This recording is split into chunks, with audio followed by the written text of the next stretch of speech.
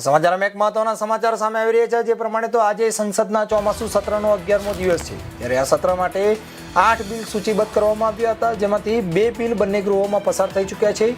વંદે માતરમ અને public examination સુધારા bill એટલે કે પેપર લીક બંને ગૃહોમાં પસાર થઈ ચૂક્યા છે. જ્યારે જન્મ મૃત્યુ નોંધણી સુધારા બિલ, સુપ્રીમ કોર્ટના ન્યાયાધીશોની સંખ્યાના સુધારા બિલ, આવકવેરા સુધારા બિલ તેમજ MSME વિકાસ બિલ, વિદેશી અંશદાન સુધારા બિલ અને વિકસિત ભારત શિક્ષણ અનુષ્ઠાન બિલને હજુ સંસદની મંજૂરી મળી નથી. 31મી જુલાઈએ સંસદમાં રામ મંદિરના દાનચોરીને લઈને હોબાળો થયો હતો, જેમાં વિપક્ષી સાંસદોએ સંસદ પરિસરમાં રામ મંદિરના ચડાવવાની ચોરીને લઈને પ્રદર્શન કર્યું હતું. સાંસદ પપ્પુ યાદવ પૂજારીના વેશમાં દાનપેટી લઈને પહોંચ્યા હતા. રાહુલ ગાંધી સહિત વિપક્ષી સાંસદોએ દાનપેટીમાં ફાળો નાખ્યો હતો. સાથે જ વિપક્ષી સાંસદો બેનર લઈને પહોંચ્યા, જેના પર અમિત શાહ સંસદમાંથી ગાયબ કેમ લખેલું હતું.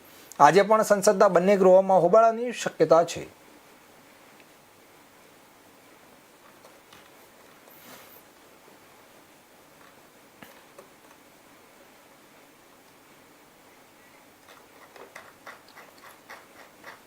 જે પ્રમાણે એક મહત્વના સમાચાર સામે આવી રહ્યા છે, તો આજે સંસદમાં ચોમાસુ સત્રનો 11મો દિવસ છે, ત્યારે આ સત્ર માટે 8 બિલ સૂચિબદ્ધ કરવામાં આવ્યા હતા, જેમાંથી 2 બિલ બંને ગૃહોમાં પસાર થઈ ચૂક્યા છે. વંદે માતરમ અને પબ્લિક એક્ઝામિનેશન સુધારા બિલ એટલે કે પેપર લીક બંને ગૃહોમાં પસાર થઈ ચૂક્યા છે. જ્યારે જન્મ મૃત્યુ નોંધણી બિલ, સુપ્રીમ કોર્ટની સુધારા બિલ, આવકવેરા બિલ, MSME વિકાસ બિલ, વિદેશી અંશદાન એટલે કે FCRA સુધારા બિલ અને વિકસિત ભારત શિક્ષણ અધિષ્ઠાન બિલને હજુ સંસદની મંજૂરી મળી નથી. 31મી જુલાઈએ સંસદમાં રામ મંદિરના દાનચોરીને લઈને હોબાળો થયો હતો, જેમાં વિપક્ષી સાંસદોએ સંસદ પરિસરમાં રામ મંદિરના ચડાવવાની ચોરીને લઈને પ્રદર્શન કર્યું હતું. સાંસદ પપ્પુ યાદવ પૂજારીના વેશમાં દાનપેટી લઈને પહોંચ્યા હતા. રાહુલ ગાંધી સહિત વિપક્ષી સાંસદોએ દાનપેટીમાં ફાળો નાખ્યો હતો. સાથે જ વિપક્ષી સાંસદો બેનર લઈને પહોંચ્યા હતા, જેના પર અમિત શાહ સંસદમાંથી ગાયબ કેમ તેવું લખ્યું હતું. આજે પણ સંસદના બંને ગૃહોમાં હોબાળાની પૂર્ણ શક્યતા છે.